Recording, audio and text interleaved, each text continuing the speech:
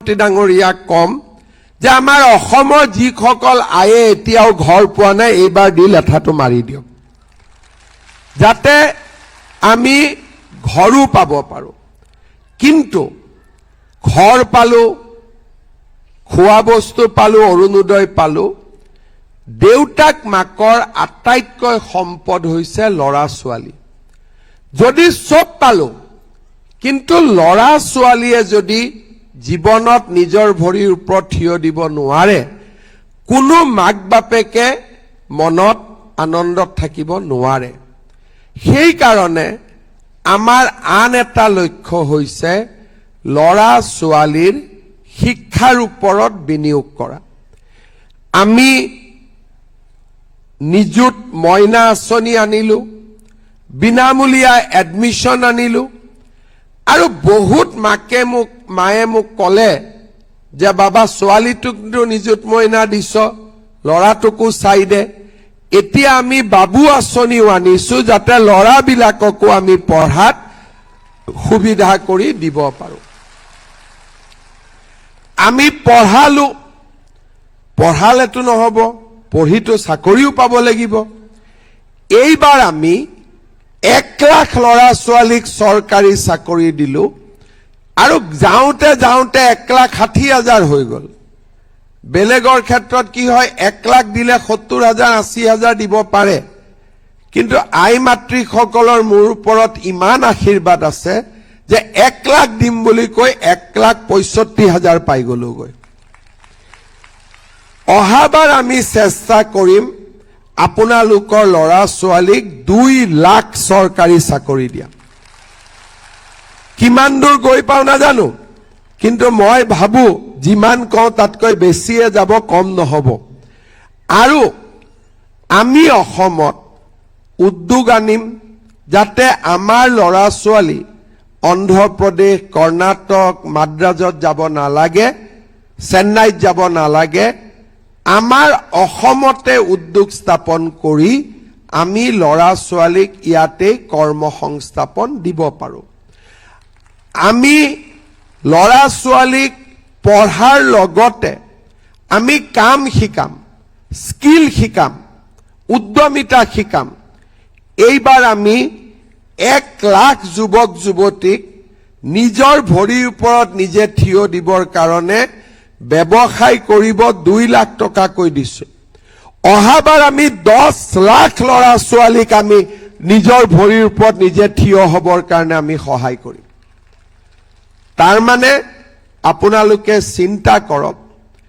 আপোনালোকৰ খোৱা বস্তুখিনিৰ পৰা হাত খৰচৰ টকাৰ পৰা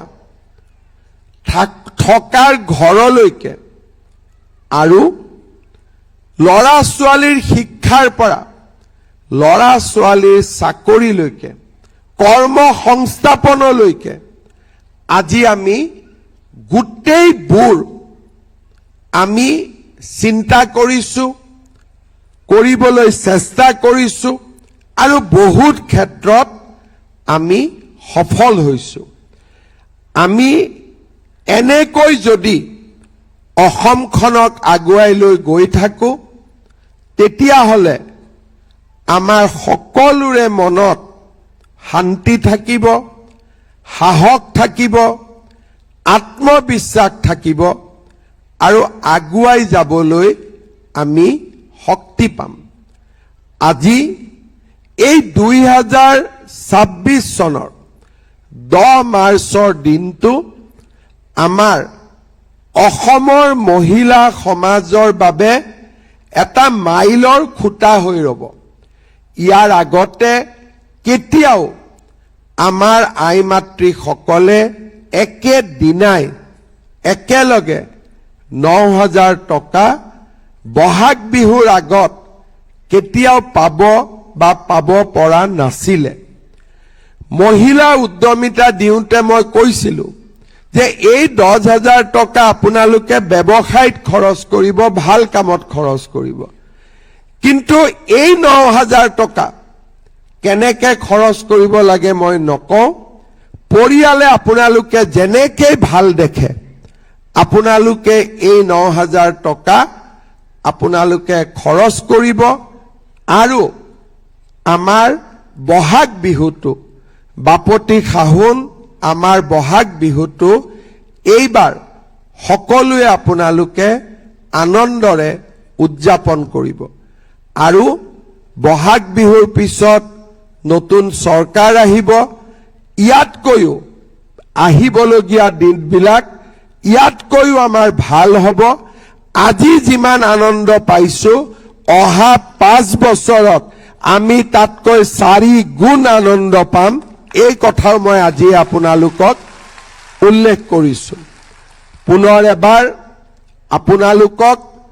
আৰু অসমৰ বিভিন্ন স্থানত সমবেত হৈ থকা সকলো আই মাতৃকে মোৰ নমস্কাৰ জনাইছো যোৱা 5টা বছৰ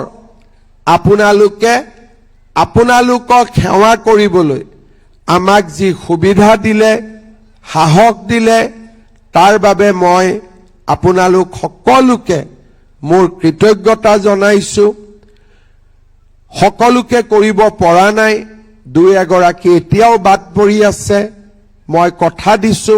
অনাগত দিনত আমি সকলোকে